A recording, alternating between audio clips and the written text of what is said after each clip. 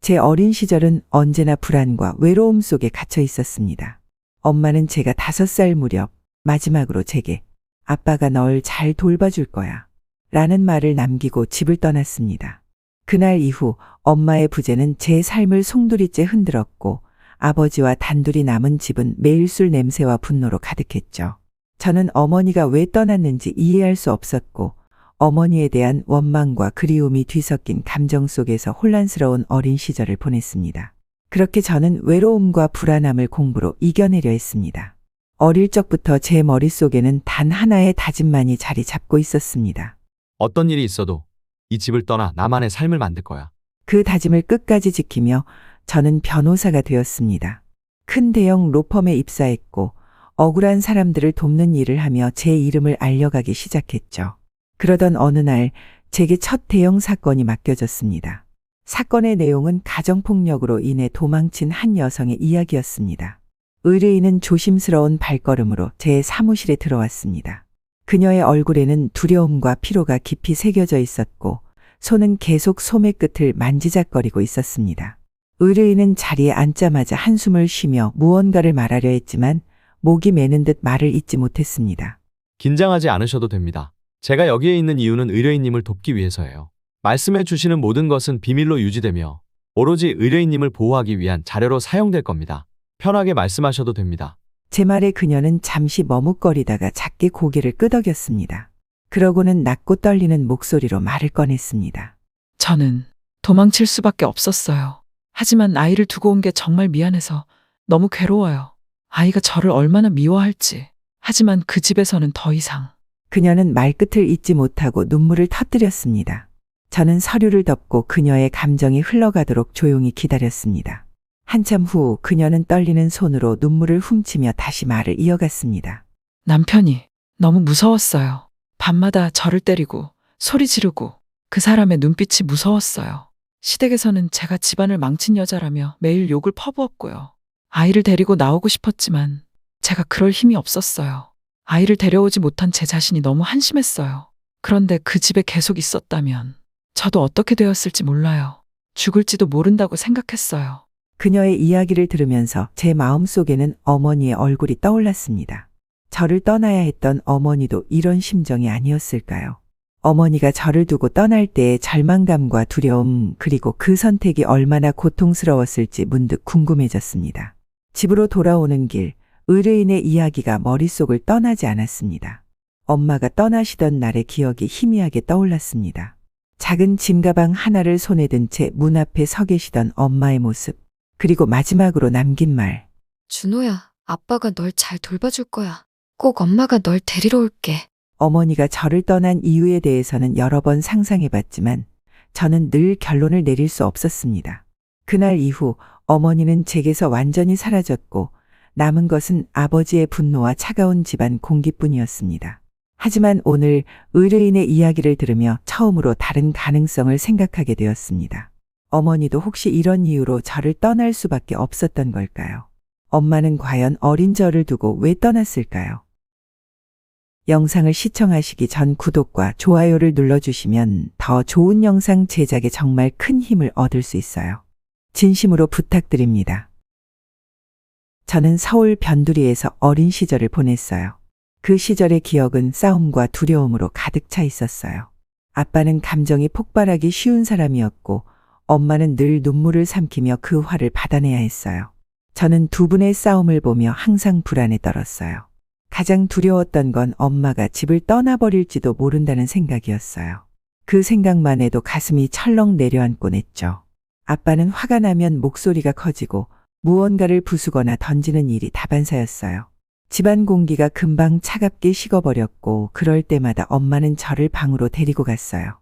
엄마, 아빠 또 화난 거야? 왜 그래?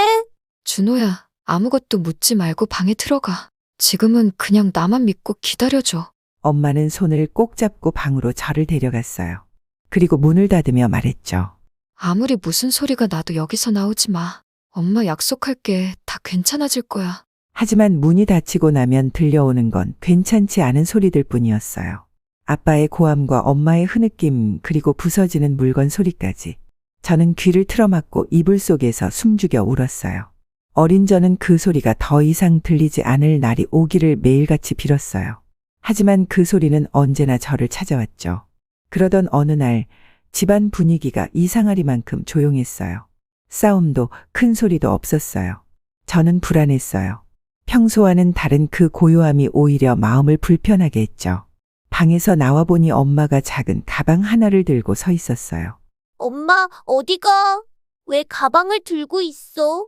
엄마는 저를 보며 억지로 미소를 지었어요. 하지만 그 미소 뒤로 눈물이 고여 있었어요. 준호야, 엄마가 꼭 데리러 올게. 아빠 말 잘 듣고 기다리고 있어야 해. 알겠지? 저는 어리둥절했어요. 엄마가 떠나려 한다는 사실이 실감나지 않았죠. 엄마, 나도 같이 가면 안 돼? 나 혼자 남기고 어디 가는 거야? 안 돼, 준호야. 엄마가 널 데려가고 싶어도 지금은 그럴 수 없어. 하지만 약속할게. 엄마가 돌아와서 너를 꼭 데려갈 거야. 엄마의 말은 부드럽지만 단호했어요. 엄마는 제 머리를 쓰다듬고는 제 손을 꼭 잡아주었어요. 너무 무서워하지 마. 엄마는 너를 사랑해. 항상 너를 생각할 거야. 그게 엄마와 나눈 마지막 대화였어요. 엄마는 그 말을 남기고 문을 열고 나갔어요. 저는 문 앞에 멍하니 서서 엄마가 사라지는 모습을 바라봤어요. 가방을 든 엄마의 뒷모습이 골목 끝에서 사라질 때까지 움직일 수가 없었어요. 그 이후로 엄마는 다시 돌아오지 않았어요. 집은 이전보다 더 고요했지만 그 고요함이 오히려 저를 괴롭혔어요. 아빠는 점점 더 술에 의지했고 엄마에 대한 원망을 저에게 쏟아냈어요. 너네 엄마 같은 사람은 다 버려야 해. 준호, 절대 그런 여자 만나면 안 된다. 알겠냐? 아빠의 말이 날카로웠지만 저는 엄마에 대한 기억을 놓을 수 없었어요. 엄마가 마지막에 한 약속을 떠올리며 매일 스스로를 위로했어요. 엄마는 날 절대 버리지 않았을 거야. 꼭 돌아올 거야. 하지만 그 약속은 시간이 지날수록 희미해졌고 제 마음 한구석엔 깊은 상처로 남았어요. 엄마가 떠난 후 제 삶은 더 지옥 같아졌어요. 엄마가 남긴 빈자리는 제게 너무 컸고 아빠 역시 그 공백을 메우기에는 스스로 무너져버린 사람이었어요. 어린 저는 엄마가 왜 떠난 건지 이해할 수도 없었고 어떻게 버텨야 할지 몰랐죠. 아빠는 엄마가 떠난 뒤 곧바로 할머니에게 도움을 요청했어요. 어머니, 준호 좀 잠깐이라도 봐주실 수 없을까요? 저 혼자서는. 그걸 나한테 말하면 어쩌니? 내 자식은 내가 키워야지. 나도 힘들다. 할머니는 냉정했어요. 도와줄 마음이 조금도 없어 보였죠. 아빠가 계속 간청하자 한마디를 더 덧붙였어요. 내가 사람을 잘못 만나서 벌어진 일이잖아. 내가 뭘 어쩌겠니? 준호 데리고 살 방법을 내가 찾아야지. 결국 할머니는 제가 집에서 지내는 동안 도와주지 않았고 대신 한 달에 한두 번 우리 집을 방문하는 게 전부였어요. 하지만 할머니가 올 때마다 저는 더 괴로웠어요. 할머니는 저를 마주할 때마다 엄마에 대한 험담을 멈추지 않으셨어요.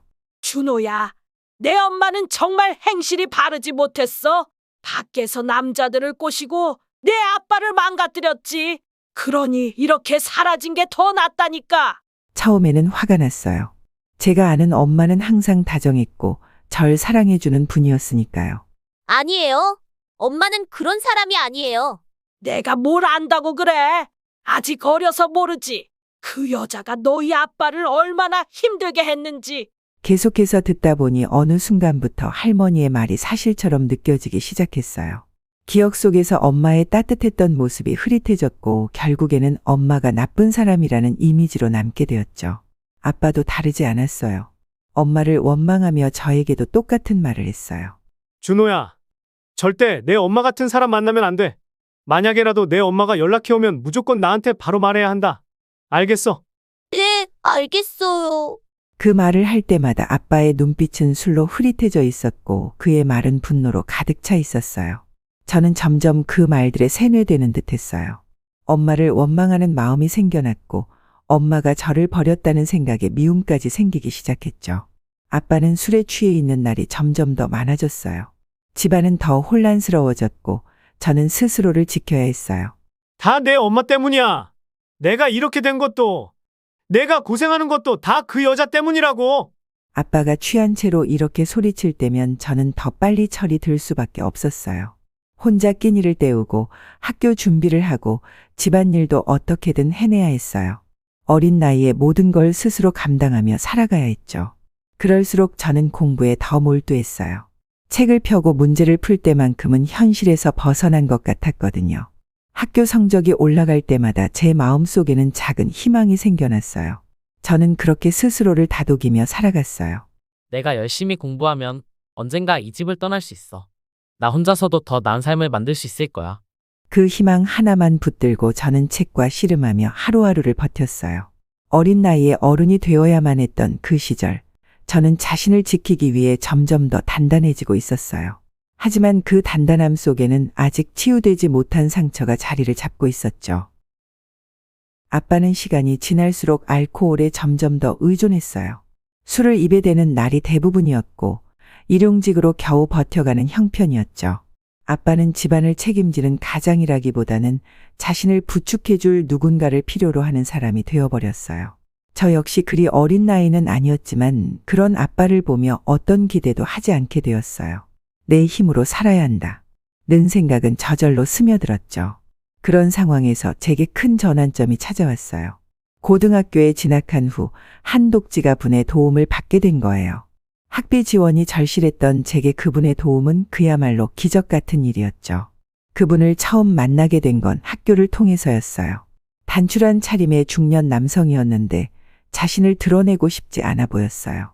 저는 감사를 표하고 싶어 용기를 내어 인사를 드렸지만 그분은 자신의 선행이 알려지는 것을 원하지 않는 분이었죠.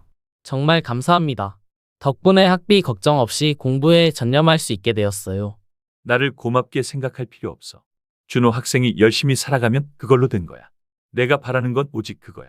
그래도 이렇게 큰 도움을 주셔서 어떤 식으로든 보답하고 싶습니다. 보답이라. 내가 내 꿈을 이루고 그걸 다른 사람들에게 나눌 수 있다면 그걸로 충분해. 나를 기억하지 않아도 괜찮아. 내가 내 길을 가는 것만으로도 의미가 있는 일이야.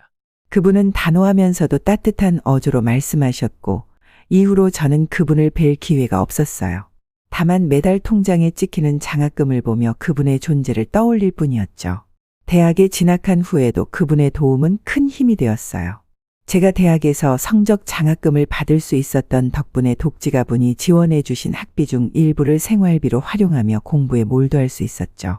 아빠의 도움 없이도 혼자 생활을 유지할 수 있다는 안정감은 제게 정말 큰 의미였어요. 변호사가 되고 싶다는 제 꿈은 어릴 때부터 막연히 품어왔던 것이었어요. 사람들을 돕고 억울한 일을 해결하며 안정된 삶을 살 수 있는 직업. 그것이 제게 변호사의 이미지였어요. 하지만 로스쿨에 진학하는 것은 제게 너무 큰 도전이었어요. 경제적으로나 심리적으로도 부담이 컸죠. 로스쿨 진학을 고민하던 중 그분에게서 예상치 못한 문자가 왔어요. 준호 군, 법조인의 꿈을 펼치는 것을 돕고 싶네. 내가 너를 지원할 수 있는 것도 여기까지지만 내가 변호사가 되는 것으로 갚아주면 충분해. 문자를 읽는 순간 저는 한동안 아무 말도 할 수 없었어요. 너무 큰 도움을 받고 있으면서도 그만큼의 책임감을 느껴야 한다는 무게가 제게 다가왔거든요. 감사하면서도 한편으로는 송구한 마음이 들었어요. 친구들은 제게 농담처럼 말했어요. 야, 너 진짜 키다리 아저씨 있는 거 아니야? 이런 행운이 어디 있냐고. 그래도 난 매일 그 생각이 들어. 내가 이 도움을 받을 자격이 있나 싶어서. 그래서 더 열심히 해야 한다는 생각밖에 안 들어. 친구들은 부러워했지만 저는 매 순간 그 도움을 떠올릴 때마다 한편으로 마음이 편치 않았어요. 너무 큰 혜택을 받고 있다는 사실이 부담스럽기도 했고 제 꿈을 이루지 못하면 그분의 기대를 저버리게 될 것 같았거든요. 그분의 도움 덕분에 저는 로스쿨에 진학할 수 있었고 제 꿈에 한 발 더 가까워졌어요. 그분의 말씀이 제게 큰 울림으로 남아 있었어요. 내가 잘하면 그걸로 충분해. 저는 그 말씀을 가슴에 새기고 있었어요. 제게 주어진 기회가 헛되지 않도록 그리고 언젠가는 제게 도움을 준 그분처럼 다른 사람을 돕는 사람이 되기 위해 최선을 다하고 있었죠. 로스쿨을 졸업하고 드디어 변호사가 되었을 때 제 마음은 정말 이루 말할 수 없을 정도로 벅찼어요. 마치 꿈만 같았죠. 로스쿨에서도 우수한 성적을 거뒀고 모두가 선망하는 대형 로펌에 입사할 기회도 얻었으니까요. 처음 제 이름이 새겨진 명함을 손에 쥐었을 때 저는 그동안의 고통스러운 기억과 노력들이 스쳐 지나갔어요. 그 순간만큼은 제 자신이 자랑스러웠어요. 하지만 그 기쁨 속에서도 저는 독지가님이 떠올랐어요. 저를 여기까지 오게 해준 분이니 감사의 마음을 전하고 싶었죠. 그래서 편지를 썼어요. 제가 받은 도움에 대해 진심으로 고마움을 담아 표현했어요. 며칠 후 그분으로부터 답장이 도착했어요. 여전히 그분은 자신을 드러내지 않고 조용히 떠나는 분이셨어요. 준호 씨, 이렇게 훌륭한 변호사가 된 것만으로도 충분합니다. 내가 바랐던 건 바로 이런 모습입니다. 더 이상 나를 찾으려 하지 말고 내 삶을 충실히 살아가길 바랍니다. 그 편지를 읽고 저는 많은 생각을 했어요. 그분을 찾아뵈려는 마음도 있었지만 그건 그분의 뜻이 아니라는 걸 알았어요. 저는 그분의 말씀대로 제 삶에 충실하며 더 많은 사람들에게 도움을 주는 삶을 살겠다고 결심했어요. 그것이야말로 그분께 보답하는 길이라고 믿었거든요. 변호사가 되고 처음으로 독립을 이루게 되었을 때 그 감격은 정말 말로 다 할 수 없었어요. 작은 오피스텔이었지만 제겐 세상에서 가장 소중한 공간이었어요. 그곳에서 저는 자유를 만끽할 수 있었어요. 싸움과 냉소 그리고 혼란이 가득했던 과거의 집을 떠나 드디어 저만의 삶을 시작할 수 있게 된 거였죠. 그러나 제 삶에 새로운 문제가 생길 줄은 몰랐어요. 어느 날 갑자기 고모와 할머니가 제 오피스텔로 찾아오신 거예요. 연락도 없이 찾아온 그들을 문 앞에서 마주했을 때부터 느낌이 좋지 않았어요. 고모와 할머니는 집 안에 들어오자마자 본론부터 꺼내셨어요. 준호야, 내가 이렇게 성공한 건 우리 덕분인 거 알지? 내 아빠 힘들 때 우리가 얼마나 도와줬는데? 고모가요. 제가 고모 덕분에 성공했다고요. 그래, 내가 어릴 때 내가 얼마나 신경 썼는데? 내 아빠가 술독에 빠져 있을 때 내가 내 뒷바라지 안 했으면 내가 여기까지 올 수 있었겠니? 은혜를 모르고 살면 안 된다. 준호야! 그들의 말은 가당치도 않았어요. 어릴 때 저를 돌봐주기는커녕 오히려 외면했던 사람들이 이제 와서 자신들이 저를 도왔다고 주장하는 게 너무 기가 막혔어요. 할머니, 고모, 제가 어려울 때 한 번이라도 따뜻하게 품어주셨나요? 제가 외롭고 불안할 때 제게 정말로 손 내밀어 주신 적 있으신가요?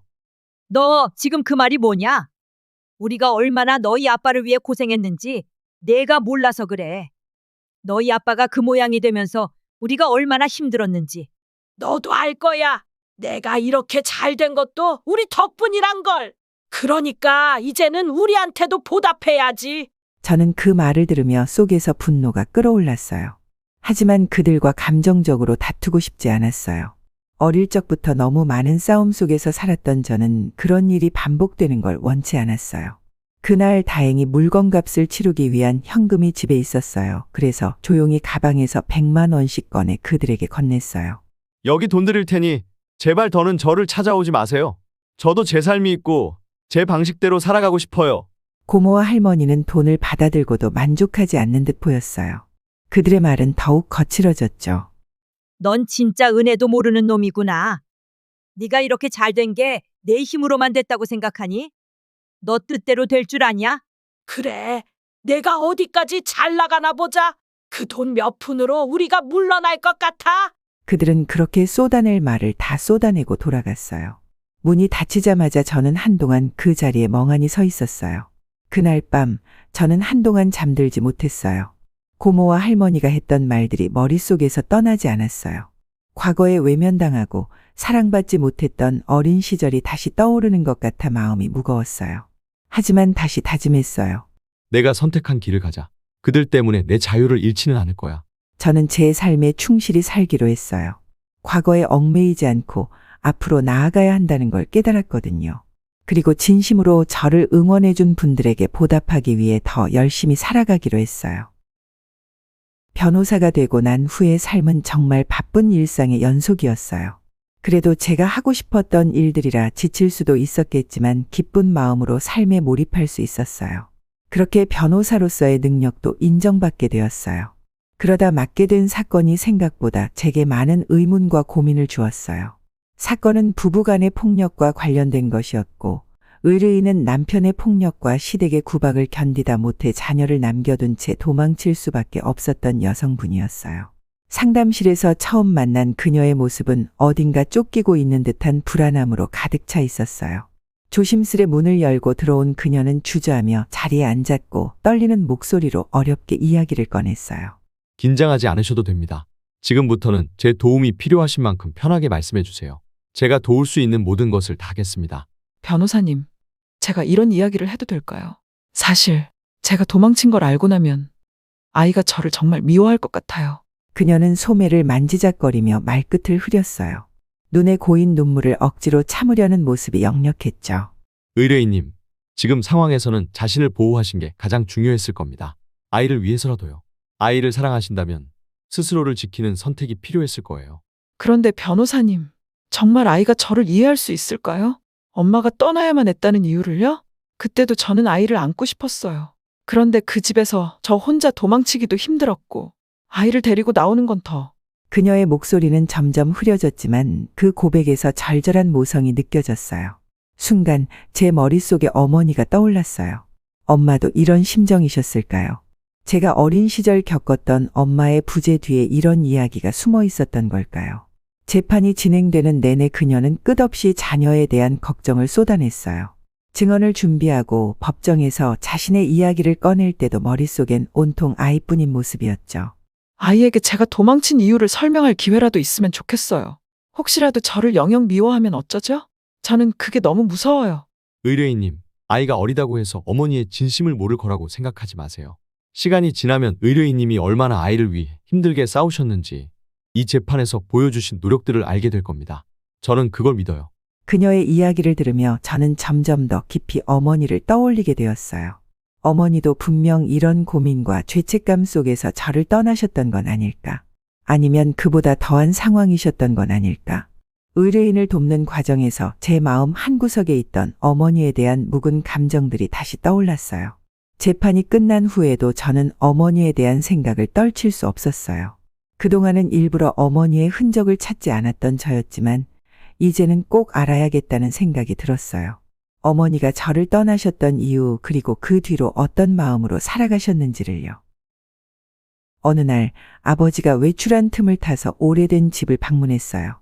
그 집은 저에게 어릴 적 고통스러운 기억이 담긴 공간이었지만 어머니의 흔적을 찾으려면 다시 마주해야 했어요.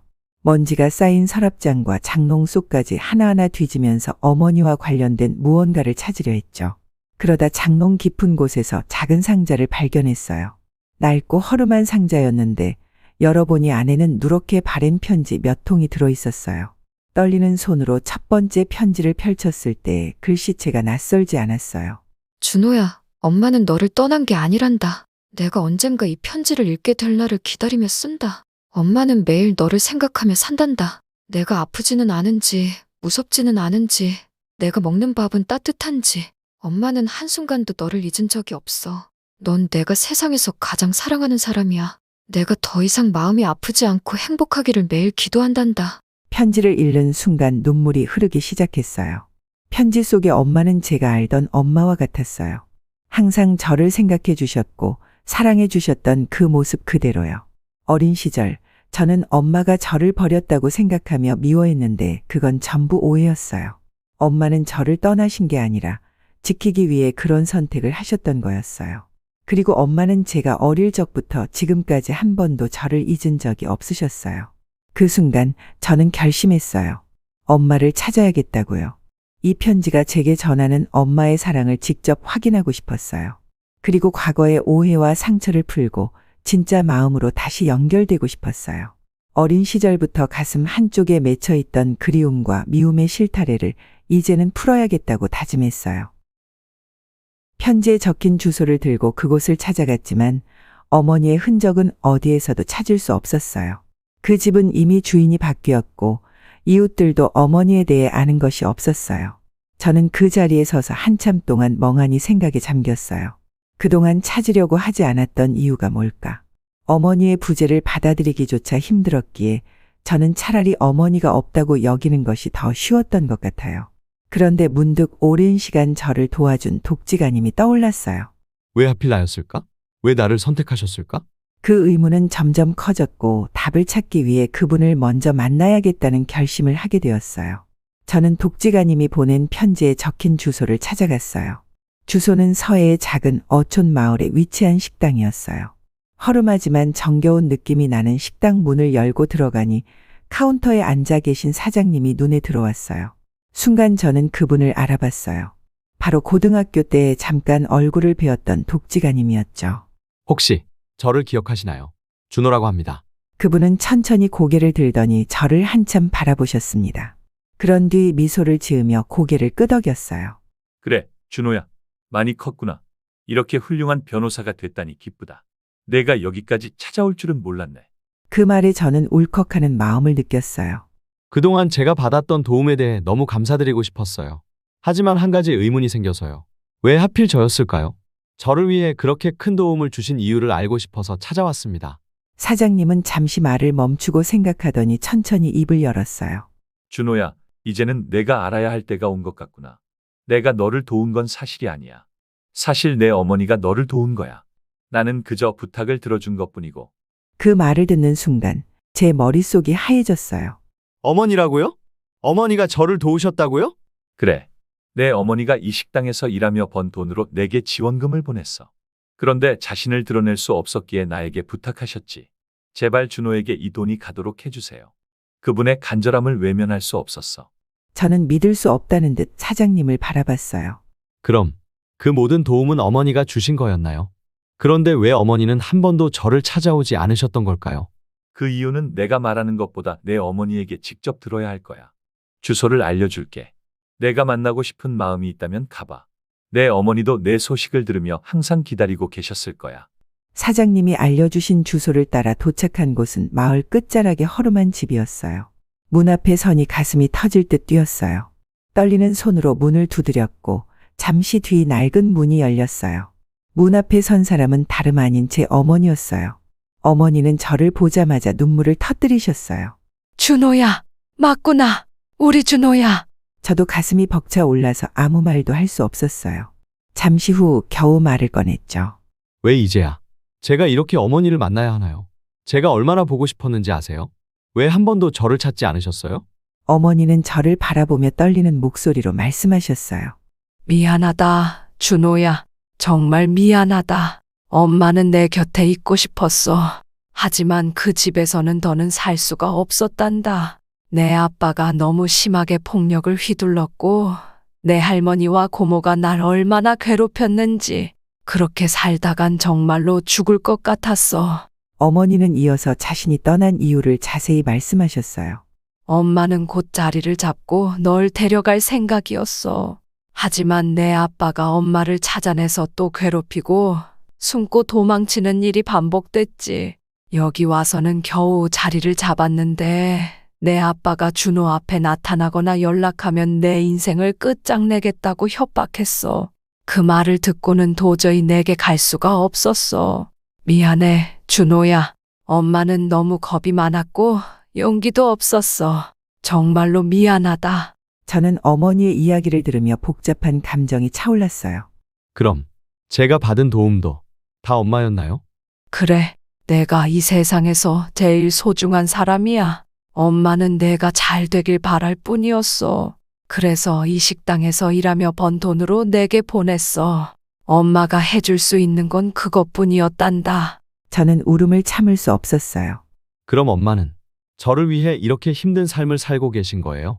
왜 이렇게까지 하셨어요? 왜 제게 말이라도 안 하셨어요? 엄마가 못나서 그래. 엄마가 가진 게 이것뿐이라서. 더 좋은 엄마가 못 돼서 정말 미안해. 그날 저는 어머니와 부둥켜 안고 한참을 울었어요. 서로가 서로에게 쌓아두었던 오해와 죄책감, 그리움과 사랑이 눈물 속에서 터져나왔습니다. 오랜 세월 서로의 상처였던 관계가 그날 처음으로 치유되기 시작했어요. 엄마를 아버지와 그 집안으로부터 해방시키기 위해 저는 엄마를 서울로 모셔왔어요. 낡고 황량했던 시골집을 떠나 작은 아파트로 이사한 후 엄마는 한참 동안 창밖을 보며 말없이 눈물을 흘리셨어요. 준호야, 이렇게까지 해줘서 정말 고마워. 그런데 엄마가 이렇게 살아도 되는 걸까? 엄마, 이제 걱정하지 마세요. 그 집에서 얼마나 힘드셨는지 알아요. 이제는 제가 엄마를 지켜드릴게요. 더는 혼자 힘들게 견디지 않으셔도 돼요. 엄마는 제 손을 잡으면서도 여전히 불안한 표정을 지으셨지만 그 안에는 희미한 안도감이 스며 있었습니다. 저는 결심했어요. 어머니의 과거와 상처를 끝내기 위해 그리고 다시는 그들에게 괴롭힘을 당하지 않게 하기 위해 아버지와 할머니를 찾아가기로요. 그날 저는 엄마와 함께 그 집으로 갔습니다. 오랜만에 찾아간 집은 여전히 음산하고 차가운 기운이 감돌았어요.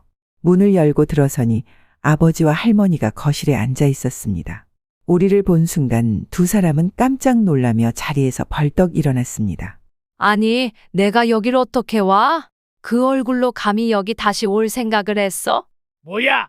우리한테 뭐라도 뜯어내려고 온 거야? 너 같은 인간이 여기 올 자격이나 있어? 저는 그들의 날카로운 시선에 아랑곳하지 않고 엄마의 손을 꼭 잡고 말했습니다. 엄마, 괜찮아요. 제가 있잖아요. 엄마는 잠시 망설이다가 용기를 내어 두 사람을 똑바로 바라보셨습니다. 떨리는 목소리로 물었어요. 왜요? 왜 나한테 그렇게 하셨어요? 내가 뭘 그렇게 잘못했길래 그렇게 모질게 대하셨나요? 그들의 반응은 뻔뻔하기 그지없었습니다. 아버지와 할머니는 자신의 잘못은 조금도 인정하지 않고 오히려 엄마를 몰아붙이기 시작했어요. 내가 잘못해서 그런 거지. 내가 이 집안에서 해놓은 게 뭐가 있다고. 내가 집안을 말아먹고 내 인생까지 망쳤어. 그래, 내가 너를 얼마나 참아줬는데 너 같은 며느리 데려온 것만으로도 우리가 큰 고생을 했어. 내가 우리한테 은혜라도 갚아야 하는 거 아니니? 엄마는 더 이상 말을 잇지 못하고 뒤로 한 걸음 물러섰습니다. 그들의 뻔뻔함을 보고 있자니 제 속에서 뜨거운 분노가 끓어올랐습니다. 그만하세요. 당신들 정말 뻔뻔하네요. 당신들이야말로 엄마를 얼마나 괴롭혔는지 아세요? 당신들 때문에 엄마는 집을 떠날 수밖에 없었고 제 어린 시절도 지옥이었어요. 엄마를 빼앗아간 것도 모자라 이제 와서 이런 말을 할 자격이 있다고 생각하세요? 아버지는 제 말을 듣고 얼굴이 일그러지더니 자리에서 벌떡 일어났습니다. 뭐라고? 내가 덜 맞아서 그래. 그때 내가 널 때려 죽였어야 했어. 그 순간 아버지가 주먹을 치켜들었고 저는 재빨리 그의 손을 막아섰습니다. 한 번만 더 엄마나 저에게 손대보세요. 그땐 법적으로 끝까지 책임을 물을 겁니다. 더는 당신들이 저희를 괴롭히지 못하게 만들 거예요. 할머니는 비웃으며 말했죠. 내가 법을 가지고 뭘 할 수 있을 것 같니? 너 같은 게 뭘 할 수 있는데? 저는 그녀를 똑바로 쳐다보며 단호히 말했습니다. 제가 변호사라는 걸 잊으셨나요? 어머니를 위한 법적 대응은 이미 준비되어 있습니다. 당신들은 이제 더 이상 저희를 괴롭히지 못할 겁니다. 아버지와 할머니는 더 이상 말을 잇지 못했고 저는 엄마와 함께 그 집을 떠났습니다. 집으로 돌아오는 길, 엄마는 작은 목소리로 물으셨습니다. 준호야, 정말 괜찮을까? 엄마 때문에 내가 너무 힘든 길을 가는 거 아닐까? 엄마, 이제 걱정하지 마세요. 그 사람들이 더 이상 엄마를 괴롭히게 두지 않을 거예요. 이제는 제가 엄마를 지킬 거니까요. 엄마는 제 말을 듣고 한참 동안 아무 말 없이 눈물을 흘리셨어요. 저는 그 눈물을 보며 다시 한번 결심했어요. 법적으로도 현실적으로도 어머니의 자유를 지키고 새로운 삶을 시작하도록 도와드리겠다고요. 어머니의 오랜 억울함과 고통을 조금이라도 덜어드리기 위해 저는 이 재판의 모든 것을 걸었습니다. 증거를 하나하나 정리하고 논리를 다듬으며 밤을 지새운 날들이 떠올랐습니다. 단 한순간도 잊을 수 없었던 어머니의 상처와 눈물 그리고 그 속에서 숨죽여 울던 제 어린 시절까지 이번 재판은 단지 법적 싸움이 아니라 어머니와 제게 정의를 되찾는 길이었어요. 제 손에는 아버지와 할머니의 죄를 입증할 모든 증거가 있었습니다. 제가 변호사가 된 이유, 제가 이 자리에 선 이유는 바로 오늘을 위해서라는 생각이 강하게 들었죠. 재판이 시작되고 저는 차례로 증거를 제시했습니다. 어머니의 스마트폰에 남아있는 협박 문자, 아버지와 할머니가 준호를 인질로 삼아 어머니에게 돈을 갈취한 기록, 그리고 어머니를 향한 학대의 흔적을 입증하는 병원 기록과 이웃의 증언까지. 하나하나의 증거는 명확하고 단단했습니다.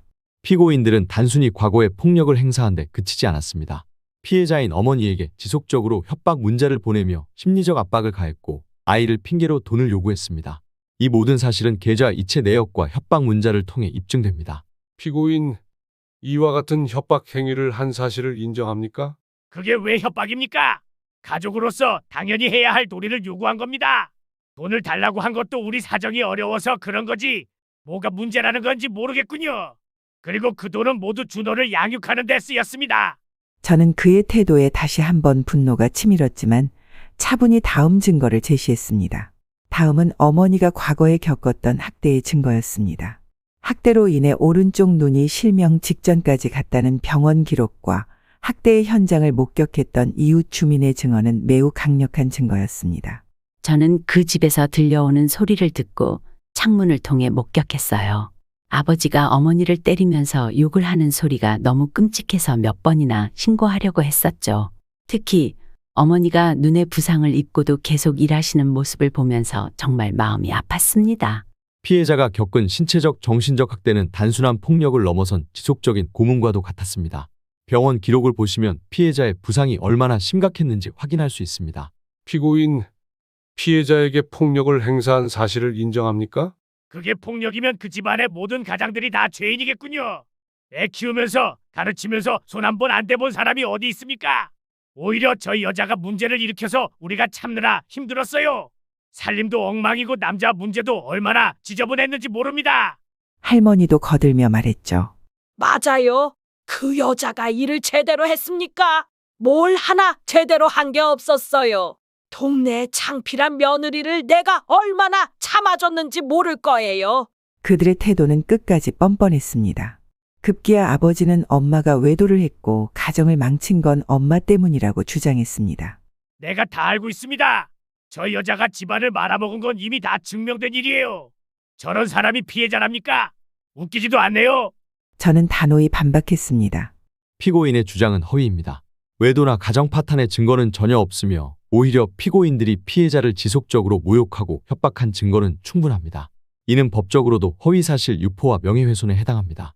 판사도 피고인의 태도에 날카로운 눈빛을 보냈습니다.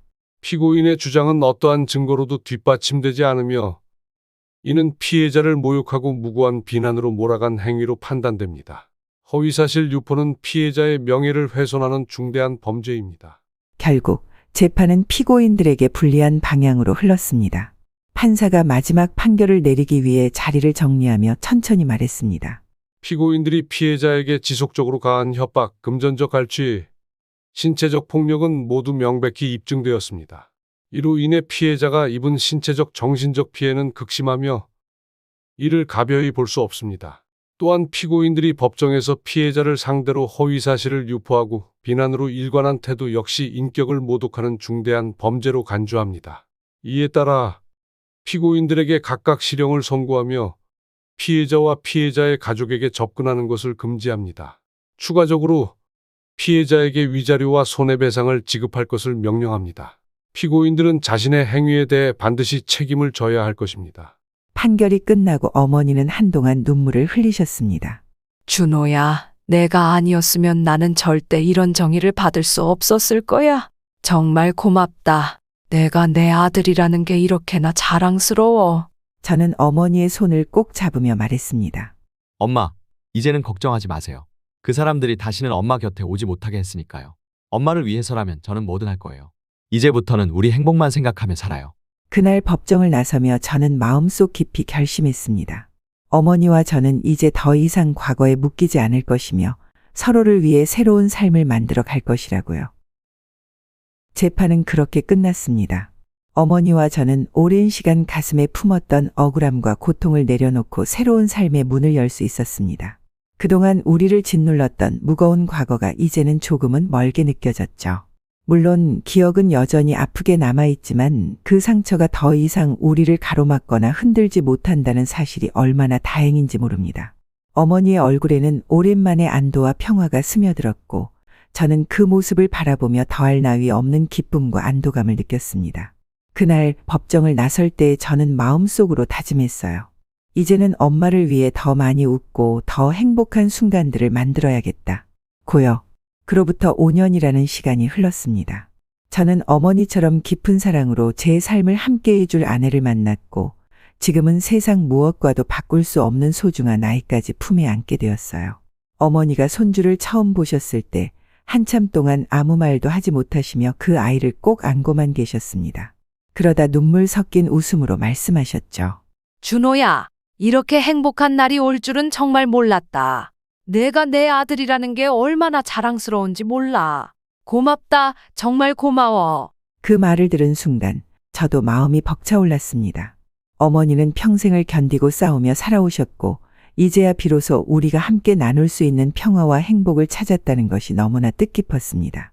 어머니께 함께 살자고 제안했을 때 어머니는 조용히 웃으며 고개를 저으셨습니다.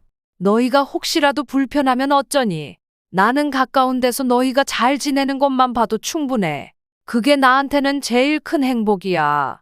어머니는 가까운 곳에 작은 집을 마련해 혼자 지내시기로 하셨지만 손주를 위해 뜨개질로 작은 스웨터를 만들어 보내시거나 음식을 잔뜩 싸서 집에 들르시곤 하셨어요.